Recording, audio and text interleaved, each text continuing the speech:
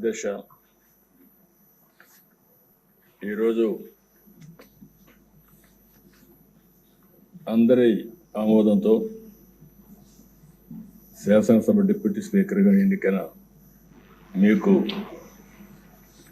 వ్యక్తిగతంగా తెలుగుదేశం పార్టీ తరఫున కూడా మనస్ఫూర్తిగా అభినందనలు తెలియజేస్తున్నా. శుభాకాంక్షలు అధ్యక్ష.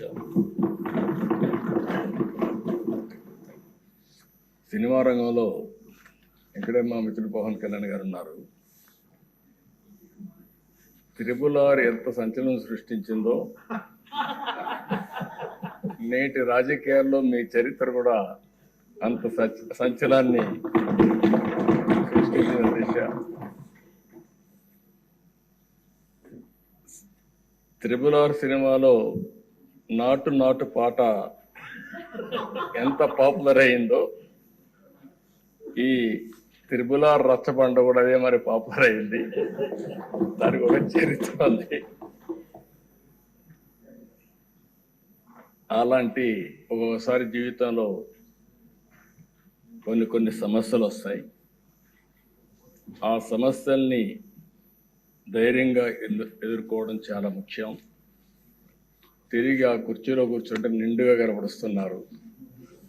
అందరూ కూడా ఆఫ్గా కొత్త కనబడుస్తారు, కానీ మీరైతే ఆ కుర్చీకి ఒక నిండుత్వాన్ని ఇచ్చారు. పంచకట్టు కూడా తెలుగు బిడ్డ పంచకట్టుతో వచ్చారు. చాలా సంతోషం. మిమ్మల్ని చూసినప్పుడు, ముఖ్యంగా ఈ కొత్త బాధ్యతలో మిమ్మల్ని చూసినప్పుడు చాలా సంతోషం కలుగుతూ ఉంది. మీరు తప్పకుండా మంచిగా రాణించాలని మనస్ఫూర్తిగా ఆకాంక్షిస్తున్నా. ఇక్కడ ఉండే మెంబర్స్కి అందరికి కూడా ఒకసారి ఆలోచిస్తే వారి ప్రస్తావన కూడా మే 14, 1962 విజయవాడలోని కనుమూరి వెంకట సత్య సూర్యనారాయణరాజు గారు, అన్నపూర్ణమ్మ దంపతులు జన్మించారు. ఆయన ఒక పారిశ్రామికవేత్తగా, రాజకీయవేత్తగా గుర్తింపు తెచ్చుకున్నారు. రఘురామకృష్ణరాజు గారు విశాఖపట్నంలోని ఆంధ్ర విశ్వవిద్యాలయంలో పోస్ట్ గ్రాడ్యుయేషన్ చేశారు. డిస్టింక్షన్లో పాస్ అయ్యారు. అప్పటి నుంచి కూడా మీరు ఎక్కడ చూసినా ఉత్సాహంగా మెరిట్లోనే ఉన్నారు. ఆయన మొదటి నుంచి మెరిట్ స్టూడెంట్. ఇండస్ట్రీ కూడా విద్యుత్ రంగంలో, ఎడిబుల్ ఆయిల్స్లో ఇలాంటి వ్యాపారాలు కూడా చేసి గుర్తింపు తెచ్చుకున్నారు. వాళ్ళ కుటుంబానికి కూడా రాజకీయ నేపథ్యం ఉంది. శిరీష్ రాజు గారు, వీళ్ళ తాతగారు, ఆయన జిఎస్ రాజు గారు 1958 నుంచి 64 వరకు ఏపీ లెజిస్లేటివ్ కౌన్సిల్ పదవికి మొట్టమొదటిసారిగా డిప్యూటీ చైర్మన్ గా పనిచేశారు. ఇంకో పక్క సిరీస్ ఫార్మా ఎస్టాబ్లిష్ చేశారు అప్పట్లోనే, కానీ కొన్ని కారణాల వల్ల దాన్ని ముందుకు తీసుకుపోలేకపోయారు. కానీ లేకపోయింటే ఈరోజు రిచెస్ట్ మ్యాన్ ఆంధ్రప్రదేశ్లో ఆయనే ఉండేవాడు. అప్పట్లో ఫార్మా అనేది చాలా ముఖ్యం.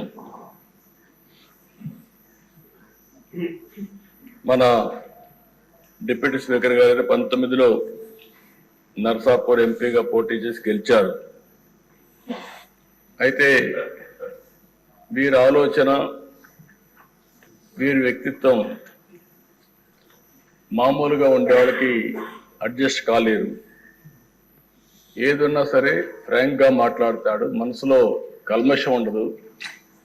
ముందు వెనుక చూడకుండా మాట్లాడుతూ ఉంటారు. ఎందుకంటే ఓసారి ఫ్రాంక్ గా ఉండేటప్పుడు కొన్ని సమస్యలు కూడా వస్తాయి. అయితే నేను చాలా రోజుల నుంచి వాటిని దగ్గరగా చూస్తున్నా. ఎక్కడన్నా తప్పులున్నప్పుడు కానీ, ఎక్కడన్నా ఇది ఉన్నప్పుడు కానీ, చెప్పాలనుకున్నప్పుడు కానీ కొండ బద్దలు కొట్టి చెప్పడం వారి మనస్తత్వం. ఓసారి అలాంటి మనస్తత్వమే కొన్ని ఇబ్బందులకు గురి చేస్తుంది. అలాంటి ఇబ్బందుల్లోనే వారు ఎంత టార్చర్ అనుభవించారో ఒక ఉదాహరణ మాత్రం. ఆయన మీరు చూస్తే పోయిన గవర్నమెంట్ ఎప్పుడైనా సరే ప్రభుత్వాలు ఒక సంస్కరణ చేయడం, ఒక అభివృద్ధి చేయడం, లేకపోతే సంక్షేమ కార్యక్రమాలు చేయడం వల్ల ఎక్కడికక్కడ ఒక పాపులారిటీ వస్తుంది. కానీ పోయిన ప్రభుత్వం ఒక టెర్రరిజం, గవర్నమెంటే ఒక టెర్రరిజాన్ని స్పాన్సర్ చేయడం అనేది చాలా దిక్కలు జరగదు. ఏ కొద్ది ఉదాహరణలు మాత్రం మనకు ఉంటాయి.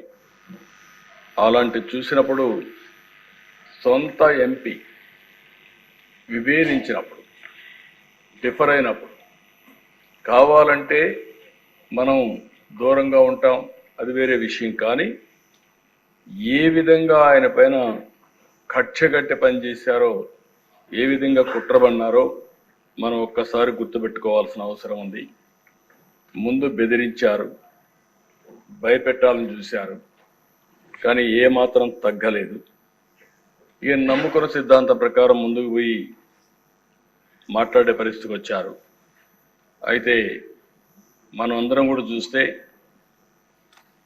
అలాంటి సందర్భంలో ఏకపక్షంగా తన సొంత ఎంపీ మీద రాజద్రోహం కేసు నమోదు చేసి, లేని కేసును నమోదు చేసి, ఆయన ఏమి కుట్రలు చేయలేదు, రాజద్రోహం చేయలేదు, లేకపోతే ఏదో పెద్ద ఇచ్చేసిన సందర్భాలు లేవు. మనందరూ కూడా తెలుసు. రాజద్రోహం కేసు నమోదు చేసి 2021 మే 14వ తేదీన, మే 14వ తారీఖున ఆయన పుట్టినరోజు. ఆ పుట్టినరోజు ఆయన అరెస్ట్ చేసి పైశాచిక ఆనందం పొందాలనే ఉద్దేశంతో ఆయన అరెస్ట్ చేశారు.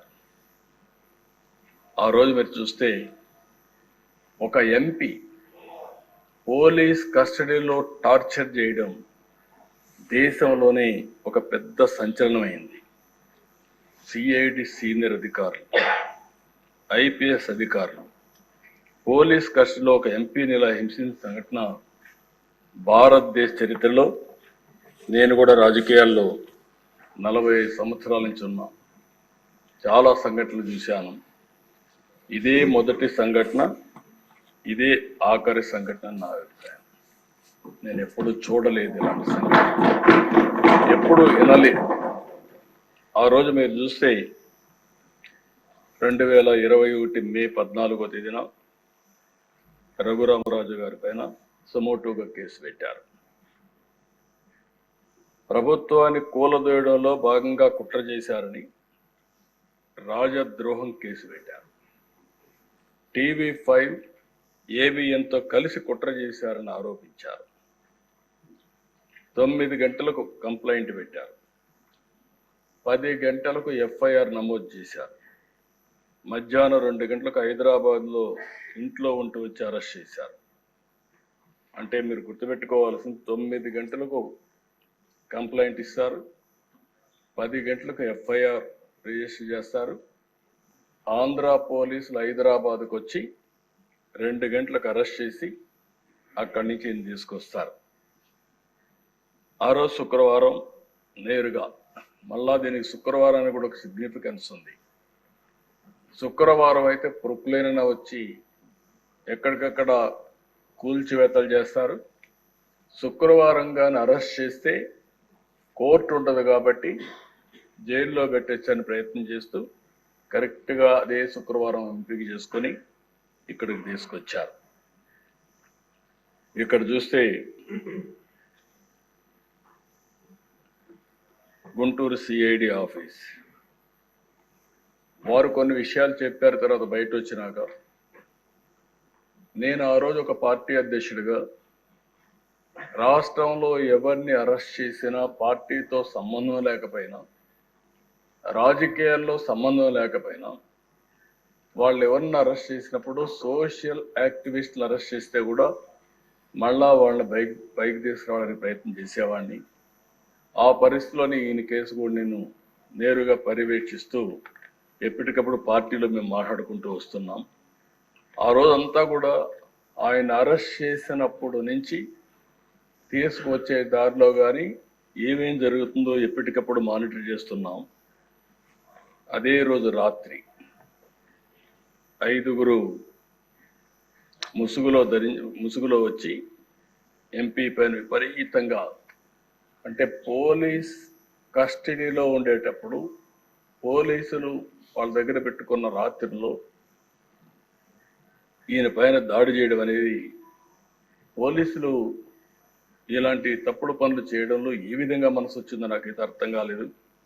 కాళ్ళు కట్టేసి టిపికల్గా లాఠీలు రబ్బర్ బెల్ట్తో 5 దఫాలుగా, అంటే ఆ రబ్బర్ బెల్ట్ కూడా ఆయన చెప్పినట్టు ఆ రోజు నేను ఉన్నాను. అప్పుడే బైపాస్ కూడా చేశారు. అరికాళ్ల పైన, ఆ కాళ్ల పైన కొడితే అది ఐడెంటిఫై చేయలేదు, ఈవెన్ డాక్టర్స్ ఇది చేసినా కూడా ఐడెంటిఫై చేయలేరనే ఉద్దేశంతో విపరీతంగా కొట్టి రాత్రంతా కూడా ఇది చేశారు. అప్పటికే హార్ట్ సర్జరీ అయింది. గుండె మామూలుగా సర్జరీ అయినప్పుడు కొంచెం ఇబ్బందులు కూడా ఉంటాయి. అలాంటిది మంచం మీద ఎక్కి రొమ్ముల పైన కూడా ఎక్కి విపరీతంగా కొట్టి తీవ్రంగా హింసించారు. వాళ్ళు హింసించిన విధానం మీరు చూస్తే ఎక్కడికక్కడ మంచం కోళ్ళు కూడా కింద నుండే కాళ్ళు కూడా ఇరిగిపోయే పరిస్థితికి వచ్చాయి. మామూలుగా అక్కడ సిఆర్పిఎఫ్ సెక్యూరిటీ ఉంటుంది. అలాంటి సిఆర్పిఎఫ్ సెక్యూరిటీ లేకుండా పంపించేశారు. రాత్రంతా తీవ్రంగా హింసించారు. తీవ్రమైన బూతులు తిట్టారు. రచ్చబండ పెట్టి ముఖ్యమంత్రి బెయిల్ రద్దు చేయమంటావంటూ కొడుతూ తీవ్రంగా క్షోభకు గురి చేశారు. ఒక సర్కిల్ ఇన్స్పెక్టర్, హెడ్ కానిస్టేబుల్ కాపలా ఉంటారు. ఇద్దరిని బయట పంపించి అదే సమయంలో ముసుగులు వేసుకుని వాళ్ళు వచ్చి, నేను అడిగాను ఆ రోజు కూడా వారిని అడిగాను, వారిని గుర్తుపెట్టగలుగుతారా అంటే, గుర్తుపట్టడానికి వాయిస్ చూస్తే ఏమైనా చెప్పగలుగుతానేమో, కానీ ఎక్కడైతే ముసుగు వేసుకొని వచ్చారు, ముసుగు వేసుకొని వచ్చేసి ఇవన్నీ వెళ్ళిపోయారని చెప్పారు. ఆ రోజు రాత్రి అంతా కూడా మేము కూడా జాగారం చేసే పరిస్థితికి వచ్చాం. మొదటి రోజు సాయంత్రం వరకు ఉదయం తీసుకురాలేదు, కోర్టులో ప్రొడ్యూస్ చేయలేదు.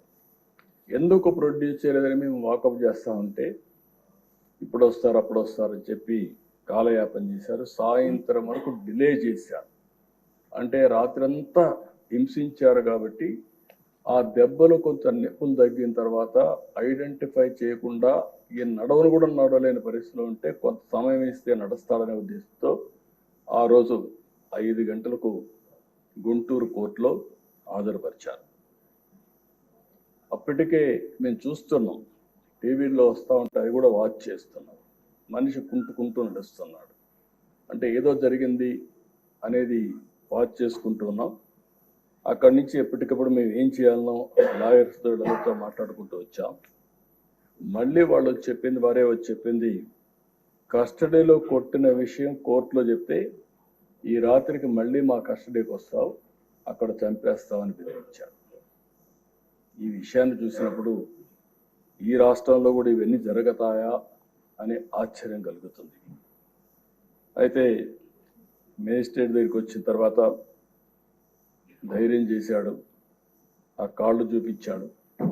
ఆ కాళ్ళు అవన్నీ కొట్టినట్టు చూపిస్తే అప్పుడు ఆ మేజిస్ట్రేటు నేరుగా ఇతన్ని ప్రభుత్వ ప్రైవేట్ 2 హాస్పిటల్కి పంపించండి, ఎగ్జామిన్ చేయించండి, ఎగ్జామిన్ చెప్పి చేసిన తర్వాత సర్టిఫికెట్స్ ఇవ్వమని చెప్పి పంపిస్తే వాస్తవాలు తెలుస్తాయనే ఉద్దేశంతో ఆయన్ని ప్రభుత్వ ఆసుపత్రికి మాత్రం తీసుకుపోయి ప్రైవేట్ హాస్పిటల్కి తీసుకుపోకుండా అక్కడ కూడా రిపోర్ట్ని తారుమారు చేపించి బెదిరించి ఆయన రిపోర్ట్ తెప్పించారు. ఆ రిపోర్ట్ వస్తానే 16వ తారీఖున జైలుకు పంపించారు. ఇదే సమయంలో సమాంతరంగా హైకోర్టులో కూడా ఈ కేసు జరుగుతూ ఉంది. అంటే మేజిస్ట్రేట్ కోర్టులో కేసు ఉంది, హైకోర్టులో కేసు ఉంది, హైకోర్టులో కూడా ఏ మాత్రం కూడా కోఆపరేట్ చేయకుండా వీళ్ళు ఇచ్చేస్తే మధ్యాహ్నం 12 గంటలకి కోర్టు సమావేశమైంది. రఘురామకృష్ణరాజు యొక్క రిపోర్ట్ ఇవ్వమని కోర్టు అడిగింది, కానీ వాళ్ళు రిపోర్ట్ ఇవ్వలేదు. మధ్యాహ్నం ఇవ్వాల్సిన రిపోర్టు సాయంత్రం 6 గంటలకు ఇచ్చారు. దీంతో హైకోర్టు కూడా ఆగ్రహం వ్యక్తం చేస్తూ రఘురామకృష్ణరాజు గారిని స్వయంగా తీసుకురండి హైకోర్టుకి అని చెప్పారు. ఆయన ఇప్పటికే జైల్లో ఉన్నాడు, ఇప్పుడు మేము తీసుకురాలేమని మొరాయించారు. మరుసటి రోజు 17వ తారీఖు హైకోర్టులో విచారణ జరిగింది. ఇది ఉన్నప్పుడు వారి అడ్వకేటు వారితో కూడా మేము కూడా మాట్లాడి సుప్రీంకోర్టులో వెకేషన్ బెంచ్లో కేసు వేశారు. సుప్రీంకోర్టు ఇమ్మీడియట్గా ఈయన్ని హైదరాబాద్లో మిలిటరీ హాస్పిటల్, ఇక్కడుండే హాస్పిటల్ పైన నమ్మకం లేక ఇక్కడ హాస్పిటల్లో మళ్ళా తారుమారు చేస్తారు, బెదిరిస్తారు, రిపోర్ట్లు ఇవ్వరనే ఉద్దేశంతో హైదరాబాద్లో మిలిటరీ హాస్పిటల్కి రెఫర్ చేశారు. అప్పుడు కూడా మొరాయించారు. ఏదైతే ఆయన్ని ఇమ్మీడియట్గా తరలించాల్సింది పోయి తరలించకపోతే సుప్రీంకోర్టు చాలా స్పష్టంగా తెలంగాణ హైకోర్టు చీఫ్ జస్టిస్ నియమించిన న్యాయాధికారి సమక్షంలో పరీక్ష నిర్వహించి మంగళవారం నాటికి సుప్రీంకోర్టుకు రిపోర్ట్ ఇమ్మని చెప్పి ఆదేశాలు ఇచ్చారు. అందువల్ల సోమవారం సాయంత్రం 5 గంటలకు ఇక్కడి నుంచి జైల్లో నుంచి తీసుకుపోయి హైదరాబాద్లో సికింద్రాబాద్ మిలిటరీ హాస్పిటల్లో చేర్చారు. అక్కడ కూడా మేము వాచ్ చేస్తున్నాం. అక్కడ కూడా ఆ రోజు ఒక అధికారి పనిచేస్తూ అక్కడికి వెళ్ళి అక్కడ కూడా మ్యానిపులేట్ చేయాలని ప్రయత్నం చేశాడు. అది కూడా మేము పేపర్ ద్వారా మళ్ళీ ఎక్కడికక్కడ లీక్ చేసి ప్రెషర్ పెట్టే ప్రయత్నం చేశాం. సభ్యతగా ఉండదని ఆ వ్యక్తి పేరుని చెప్పడం లేదు, కానీ ఆ వ్యక్తిని తీసుకొచ్చి ఎక్కడికక్కడ ఒక పవిత్రమైన దేవాలయంలో అధికారిగా పెట్టుకొని ఎలాంటి లాబీలు చేయించే పరిస్థితికి వచ్చారు. అంటే ఎంత దుర్మార్గంగా ప్రవర్తించారో అంత దుర్మార్గంగా ప్రయత్నించే పరిస్థితికి వచ్చారు. అయితే అవన్నీ చూసిన తర్వాత నెక్స్ట్ డే 3 రోజుల వరకు ఆయన ట్రీట్మెంట్ ఇచ్చిన తర్వాత సుప్రీంకోర్టు బెయిల్ ఇచ్చే పరిస్థితికి వచ్చింది. ఇది మనం అందరం ఒక్కసారి ఆలోచించినప్పుడు ఇక్కడతో ఆగలేదు కక్ష. నర్సాపూర్ లోక్సభ పరిధిలో పేద అమిరం గ్రామంలో అల్లూరి సీతారామరాజు విగ్రహావిష్కరణ జరిగింది. సాక్షాత్తు ప్రధానమంత్రి గారు ఆ ఫంక్షన్కి వచ్చారు. ఈయన స్థానిక ఎంపీగా ఉండి ఈయన ఇంటికి కూడా పక్కనే 500 మీటర్లు ఉంటుంది విగ్రహావిష్కరణ.